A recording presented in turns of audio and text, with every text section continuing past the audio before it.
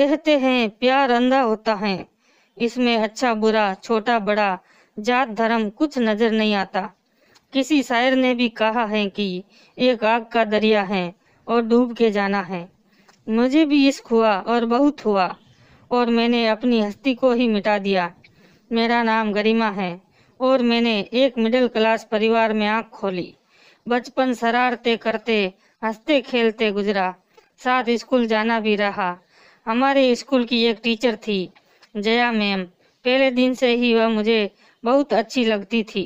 वह बच्चों से बहुत प्यार करती थी, अच्छे से पेश आती और उनके पढ़ाने का अंदाज बहुत अच्छा था। यही वजह थी कि वह मेरी आइडियल बनी थी। उन्हें देख देख कर मेरे दिल में भी शौक पैदा हुआ कि मैं भी टीचर बनूं। तो अक्सर मोहल्ले के छोटे छोटे बच्चों के साथ टीचर स्टूडेंट का खेल खेलते खेलते अब सचमुच की टीचर बनने के लिए पहले खुद पढ़ना बल्कि अच्छी शिक्षा हासिल करना जरूरी था। तो अपने शौक को पूरा करने के लिए दिन रात मेहनत करती, खूब पढ़ती और कामयाबी हासिल करती, और आखिरकार मैंने बीएड की डिग्री हासिल कर ही ली। टीचर बनना मेरा सपना था, तो मैंने अपने सपने को पूरा करने के लिए एजुकेशन डिपार्टमेंट में जॉब के लिए अप्लाई करना शुरू कर दिया और साथ साथ प्रार्थनाएं भी करती। तो भगवान ने मेरी प्रार्थना सुन ली और 1 साल बाद जब मुझे टीचर का अपॉइंटमेंट लेटर मिला तो मैं खुशी से, मेरे पैर जमीन पर नहीं टिक रहे थे, क्योंकि आज मेरा सपना पूरा हो गया था। जैसे ही मुझे अपॉइंटमेंट लेटर मिला, फौरन उसके अगले दिन मैंने ज्वाइन कर लिया और सौभाग्य से घर के पास एक गर्ल्स मिडिल स्कूल में मेरी पोस्टिंग हो गई। मैंने शौक, मेहनत और लगन से बच्चों को पढ़ाना शुरू कर दिया। मैं हर महीने पूरी सैलरी माँ के हाथ पर रख देती, जिससे वह बहुत खुश होती। देखते ही देखते 2 साल का समय पलक झपकते ही गुजर गया, और जब मेरी जॉब भी परमानेंट हो गई थी और अच्छी सैलरी भी मिल रही थी, मैं ना तो बहुत हसीन और सुंदर लड़की थी और ना ही बदसूरत सांवला रंग। अच्छे नैन नक्श, बाल घने और लंबे थे और कद काठी भी ठीक थी। बहुत ज़्यादा हाइट नहीं थी, हाँ, मगर मेरी आंखें बड़ी थी और यही मेरी सबसे बड़ी खूबसूरती थी। मेरे पापा के दोस्त का बेटा, जिसका नाम अनिल था, अक्सर हमारे घर आता जाता रहता था। यहाँ यूनिवर्सिटी में एमबीए कर रहा था। वह बहुत हैंडसम, गोरा चिट्ठा लड़का था। ऊपर से अच्छे खासे अमीर और दौलतमंद घराने से ताल्लुक रखता था। नए से नए फैशन के महंगे कपड़े पहनता। उसका शौक था वह अपनी कार में यूनिवर्सिटी जाता। मुझसे अक्सर हंसी मजाक और छेड़छाड़ करता रहता और अक्सर ऐसे शब्द बोलता भी रहता और मुझसे छिछोरी हरकतें करता। मैं उसकी किसी बात का जवाब नहीं देती। वह हर बार मुझे आई लव यू भी बोलता, मगर मैं चुप रहती। उसे अपनी स्मार्टनेस और अमीर होने पर बहुत घमंड था। उसकी ये बात मुझे अच्छी नहीं लगती थी। मुझे मेरे भरोसेमंद लोगों से ये पता चला कि उसकी बहुत सी लड़कियों से दोस्ती और अफेयर चल रहे हैं। वह मुझसे पार्ट टाइम इश्क लड़ाने के चक्कर में था, बल्कि ये मेरे साथ बहुत गहरे संबंध बनाना चाहता था। वह जब भी घर आता तो मैं उसके सामने नहीं जाती थी, उसे अनदेखा करती थी। मेरे इस तरह से व्यवहार को देखकर वह खुद ही पीछे हट गया। मैं मिडिल क्लास के बच्चों को बहुत मेहनत और लगन से पढ़ाती थी, जिसकी वजह से हर साल मिडिल क्लास का रिजल्ट 100% और शानदार था, जिस पर डिपार्टमेंट ने मुझे बहुत सहारा। और फिर मेरा ग्रेड बढ़ाकर एडी मिनिस्ट्री ने मुझे एक हाई स्कूल में ट्रांसफर कर दिया गया, जिसका रिजल्ट हर साल बहुत खराब आता था। इस स्कूल की कार्यशैली को ठीक करने और अच्छे रिजल्ट के लिए मुझे वहां ट्रांसफर किया गया था। ये बात तो मेरे लिए गर्व की थी, मगर वो स्कूल हमारे शहर से कम 20 किलोमीटर दूर एक बहुत बड़े कस्बे में था। वह अब मेरे लिए परेशानी बन गई थी कि रोजाना वहां आना जाना था, मगर क्योंकि मुझसे पूछकर ट्रांसफर किया गया था, दूसरा मुझे तो तरक्की देकर स्कूल के रिजल्ट को अच्छा बनाने के लिए यहाँ भेजा गया था। तो मैंने खुशी खुशी भगवान का नाम लेकर नए स्कूल को ज्वाइन कर लिया। वहाँ क्योंकि एक नई बस्ती थी, तो इसलिए वहाँ ज़्यादा ट्रांसपोर्ट नहीं जाती थी। कुछ खास टाइम में कुछ बसें वहाँ जाती थी। सफ़र तो ज़्यादा से ज़्यादा 45 मिनट का था, मगर क्योंकि लोकल रोड था, हर स्टॉप की सवारियाँ उसमें सवार होती थी, तो कम से कम 1.5 घंटा लग जाता था। वैसे भी बस स्टॉप हमारे घर से बिल्कुल पास था और बस यहीं से होकर गुजरती थी, मगर बस पहले से ही फुल होकर यहाँ आती थी, तो सीट नहीं मिलती थी। बस अड्डा काफ़ी दूर था। बस 6 बजे बस अड्डे से चलती थी, तो मजबूरन मुझे किसी रिक्शे पर बैठकर पहले बस अड्डे पहुंचना पड़ता ताकि सीट मिल सके, जिसकी वजह से मेरे बहुत सारे पैसे खर्च हो जाते थे।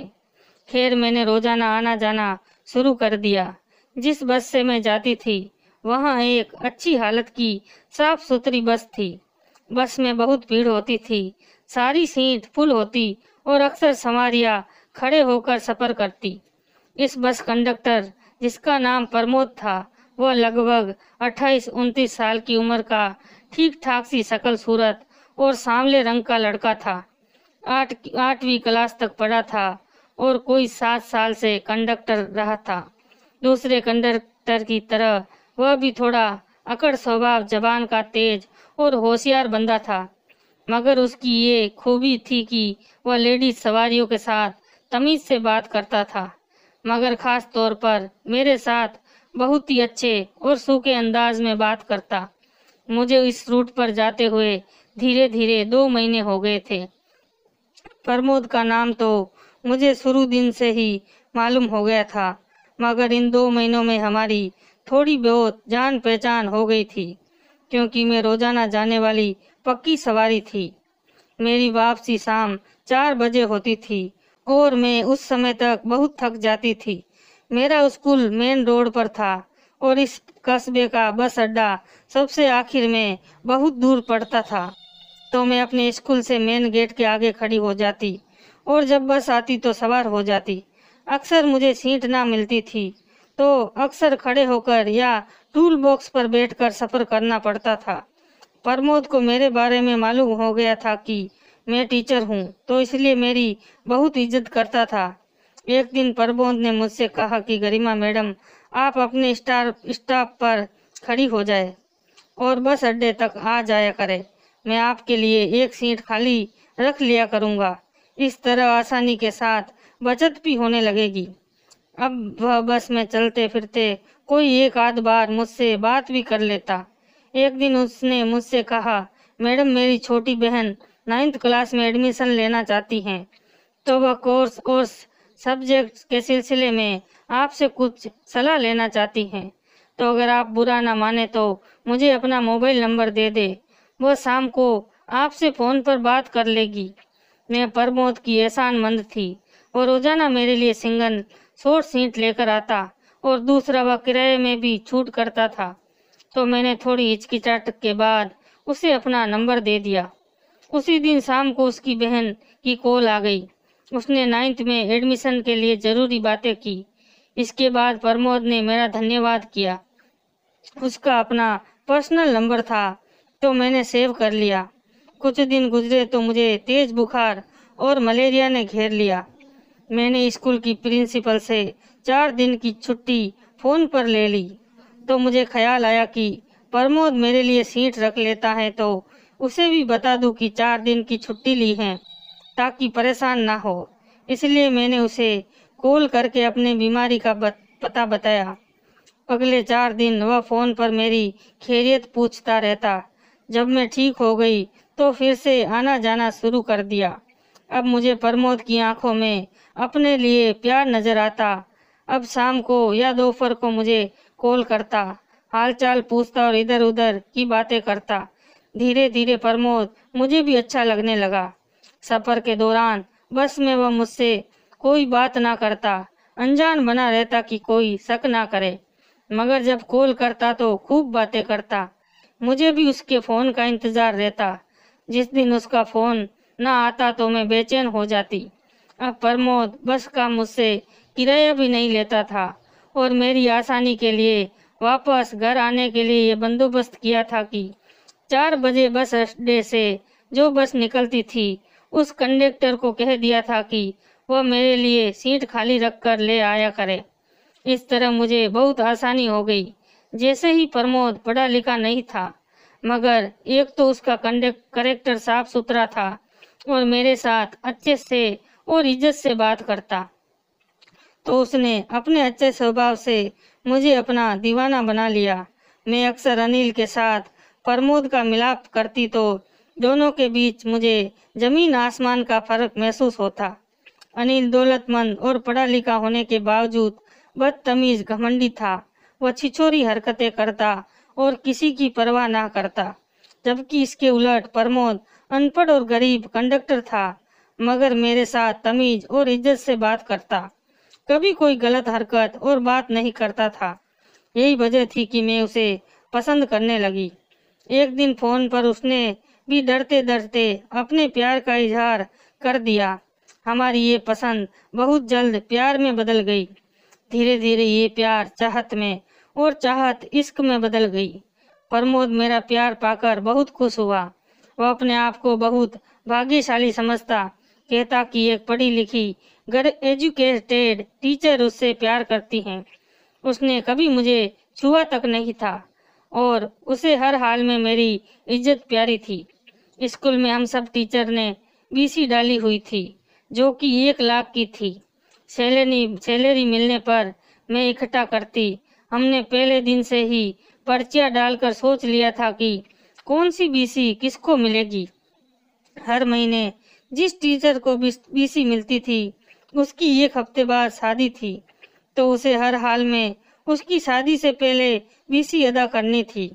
जब सारी बीसी खत्म हो गई और अगले दिन उस टीचर को पेमेंट करनी थी, तो हुआ यूं कि हमारे घर चोरी हो गई।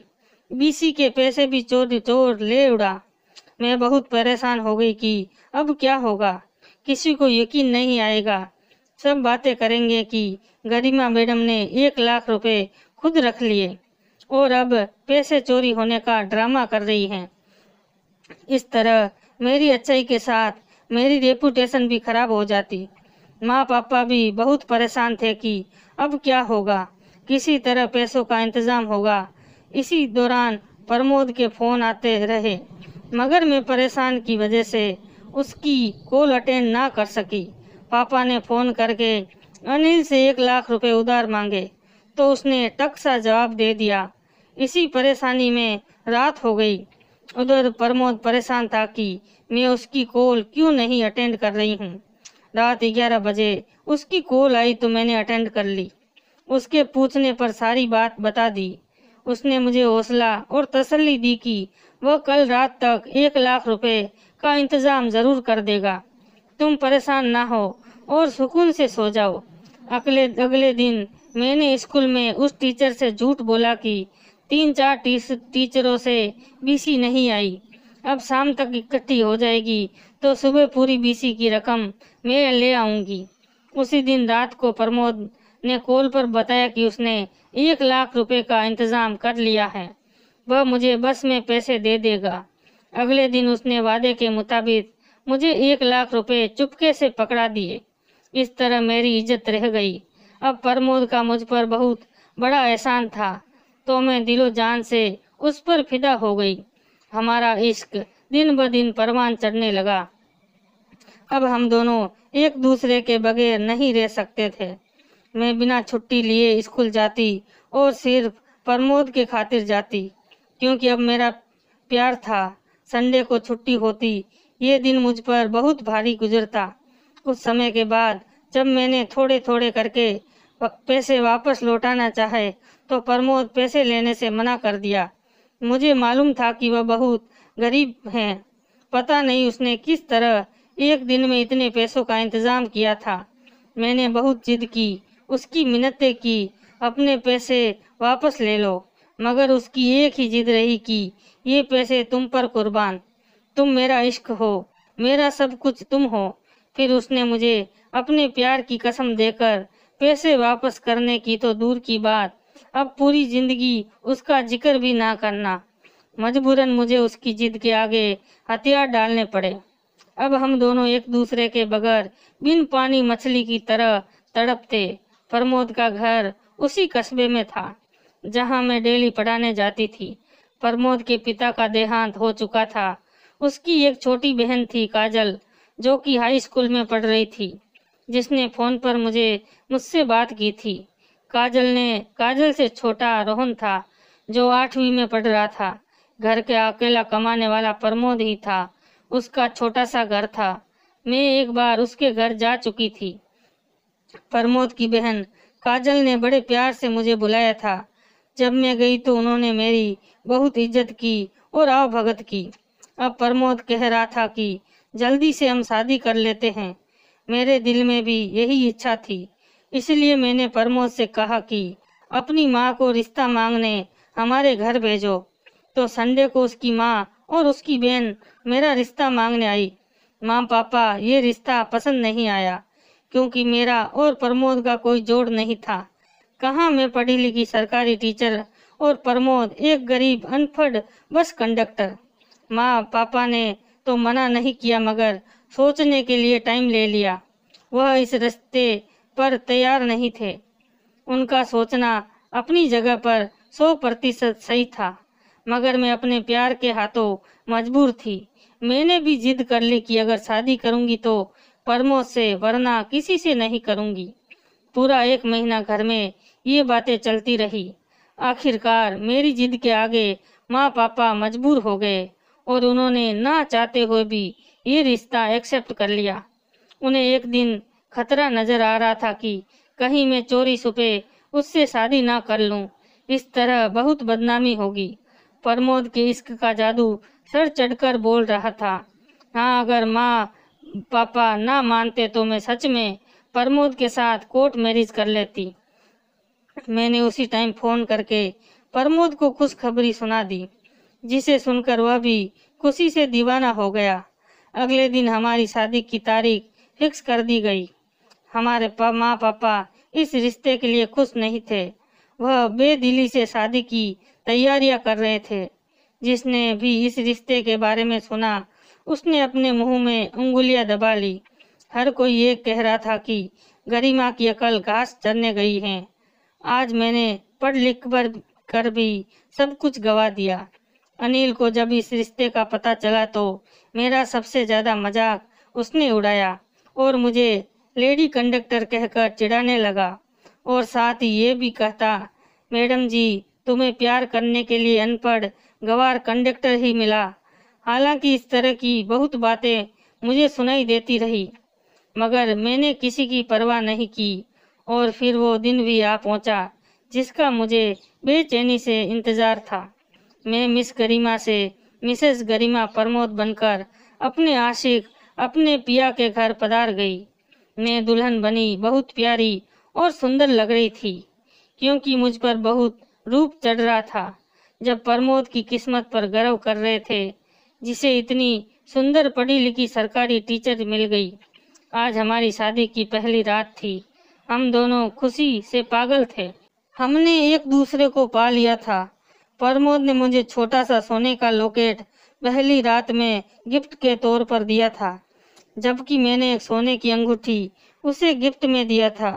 मुझे प्रमोद के घर और परिवार में बहुत अच्छे से प्यार मिला। प्रमोद की बहन काजल और छोटा भाई रोहन मुझे भाभी भाभी कहते हुए मेरे आगे पीछे लगते रहते। प्रमोद की माँ यानी मेरी सास मेरा बहुत ख्याल रखती। बेटी बेटी कहते उनकी जबान ना थकती। शादी के बाद हमने वैष्णो देवी जाकर माता रानी के दर्शन किए और फिर कश्मीर घूमा। और अब मेरी छुट्टियां खत्म हो गई तो मैंने ड्यूटी के लिए स्कूल जाना शुरू कर दिया। मेरी डेली बस सफर खत्म हो चुका था। प्रमोद ने मुझे रिक्शा लगवा दिया था, जो मुझे सुबह स्कूल छोड़ देता और दोपहर को वापस घर पहुंचा देता। वैसे तो प्रमोद गरीब और अनपढ़ बस कंडक्टर था, मगर हकीकत में वह बहुत अच्छा और प्यार करने वाला इंसान था। वह मेरी हर बात अच्छे से मानता। मुझे नहीं याद कि उसने कभी मेरी कोई बात में ना की हो। प्रमोद ने बस एक खराबी थी, वह ये कि वह पान मसाला खाता और सिगरेट पीता था। उसकी ये आदत मुझे बहुत बुरी लगती थी। मैं बेड पर बैठी होती तो अक्सर प्रमोद मेरी गोद में अपना सर रखकर मेरी तरफ देखता रहता और मैं उसकी तरफ देखती रहती। आज भी हम एक दूसरे को इसी तरह प्यार से देख रहे थे। प्रमोद को पुकारा तो वह बड़े प्यार भरे अंदाज से बोला, जी रानी साहिबा, हुक्म करिए, गुलाम हाजिर है। तो मैंने बड़े प्यार से कहा, जान, मसाला खाना और सिगरेट पीना छोड़ दो मेरी जान। उस पर प्रमोद बोला, मेरी रानी, मेरी क्या मजाल जो आपके हुक्म को ना करूं। आज से दोनों चीज खाना बंद। और फिर वाकई उसने दोनों चीजें छोड़ दी। प्रमोद मुझसे एक पाई नहीं लेता था। मैं अपनी पूरी सैलरी लाकर उसके हाथ में रखती, मगर वह कहता, गरिमा, ये तुम्हारी कमाई है, इस पर सिर्फ तुम्हारा हक है। तो मैं कहती, जी मैं भी तुम्हारी हूँ और मेरा सब कुछ तुम्हारा है, तो ये सैलरी भी तुम्हारी है। मगर वह ना लेता। इस तरह हर महीने हमारी नोक जोक होती और आखिर में मुझे ही हार मानना पड़ता। प्रमोद की माँ ने मुझे सगी माँ की तरह प्यार किया। काजल और रोहन भी मुझे अपनी भाभी की बजाय सगी बहन ही समझते। सच पूछो तो घर स्वर्ग लगता था। हर तरफ प्यार, मोहब्बत, इज्जत और सुकून था। घर पुराना टूटा फूटा था तो मैंने सैलरी से पैसे जोड़कर घर को अच्छी तरह से बनवा लिया। पेंट करवाया तो इस मौके पर मैंने प्रमोद की एक ना सुनी और उसके मना करने के बावजूद घर का काम करवा दिया। आने वाले 8 सालों में भगवान ने हमें एक बेटी और एक बेटा दिया। प्रमोद मेरे कहने पर भगवान की पूजा अर्चना करने लगा। उसके स्वभाव से अकड़पन भी खत्म हो गया और ये सब प्यार की ताकत से हुआ। प्यार वाकई बहुत बड़ी ताकत है। हमारी जिंदगी में प्यार के साथ साथ बहुत सुकून था। जिंदगी बड़े आराम से गुजर रही थी, मगर प्रमोद की एक इच्छा उसके दिल में बार बार कुरेद रही थी। वह ये चाहता था कि उसकी अपनी बस हो और वह बस खुद चलाया करे। अब जाहिर है, अपनी बस खरीदने के लिए तो लाखों रुपए चाहिए थे, जो कि हमारे पास नहीं थे। प्रमोद इसी सोच में अक्सर उदास रहने लगा, तो मैंने उसे सलाह दी कि ऐसा करते हैं, बीसी डालकर कुछ पैसे इकट्ठे कर लेते हैं, तो उससे तुम अपनी एक वैन खरीद लो और खुद चलानी शुरू कर दो। वह पहले तो नहीं माना। जब मैंने अपनी कसम दी तो मान गया। मैंने अपनी पूरी सैलरी की बीसी भी डाल दी, तो इस तरह लाखों रुपए जमा हो गए और हमने 4 लाख की एक वैन मिल गई। बाकी के पैसों की महीने की किस्त बन गई। तो प्रमोद ने भगवान का नाम लेकर खुद वैन चलानी शुरू कर दी, जिसकी वजह से आमदनी बहुत बढ़ गई। प्रमोद किस्त के पैसे देने के बाद बाकी सारे पैसे मेरे हाथ पर रख देता, जिन्हें मैं सलीके से खर्च करती। अगले 2 सालों में वैन की सारी किस्तें अदा हो गई। अब प्रोग्राम ये बना कि फिर बीसी डाली जाए और पैसे जमा किए जाए और वैन बेचकर प्रमोद बस खरीद ले। इसलिए इस मकसद के लिए अलग अलग बीसी डाल दी गई, मगर भगवान को कुछ और ही मंजूर था। एक दिन वैन सर्विस करवाने के लिए वैन सर्विस पर खड़ी थी और प्रमोद वैन से कुछ पार्ट्स खरीदने स्पेयर पार्ट की दुकान की तरफ जा रहा था, तो सड़क क्रॉस करते हुए एक तेज स्पीड बस के नीचे आ गया और मौके पर ही दम तोड़ दिया। जब प्रमोद की लाश घर आई तो मुझे दौरे पर दौरे पड़ने लगे। मुझे अपना कोई होश ना रहा। मैं सदमे से पागल हो गई। मेरा सबसे प्यारा रिश्ता, मेरी जान, मेरा इश्क मुझसे बिछड़ गया था। मुझे संभलने में पूरे 2 साल लग गए। मैं जब विधवा हुई तो उस समय मेरी उम्र 40 साल थी। मैंने बड़ी मुश्किलों से अपने आप को संभाला, अपने दोनों बच्चों की खातिर, जो मेरे और प्रमोद के प्यार की निशानियां थी। प्रमोद की माँ भी प्रमोद के जाने के गम में देहांत हो चुका है। काजल की शादी कर दी। रोहन, जो एक यहाँ काम ना मिला तो दूसरे देश कमाने के लिए चला गया। मैंने वैन के लिए ड्राइवर रख लिया, जो बड़ी मेहनत और ईमानदारी के साथ चलाता और एक ठीक ठाक रकम हर महीने मुझे देता। मैं दिलो जान से अपने बच्चों की परवरिश कर रही हूँ उन्हें माँ और बाप का प्यार देती हूँ और किसी चीज़ की कमी ना आने देती। हाँ, मगर मेरी ज़िंदगी में बहुत बड़ी कमी है तो वह सिर्फ प्रमोद की है। मेरी रातें सूनी हो गई, रातों की तन्हाई डस रही थी, मगर मुझे अपने आसपास प्रमोद के होने का एहसास होता। ऐसा लगता कि वह मेरे ही पास है। मैं ख्यालों में उससे ढेरों बातें करती हूँ। मुझसे अकेले बात करते देखकर बच्चे मन ही मन बड़बड़ाते रहते, मगर उन्हें क्या पता मैं तो अपने प्रमोद से बातें करती हूँ। ये प्रमोद का इश्क ही तो है जिसने मुझे अब तक जिंदा रखा हुआ है। तो दोस्तों, इस कहानी पर आपकी क्या राय है, मुझे कमेंट करके जरूर बताएं। कहानी पसंद आई है तो कहानी को लाइक और शेयर करें। चैनल पर नए हो तो चैनल को सब्सक्राइब जरूर करें।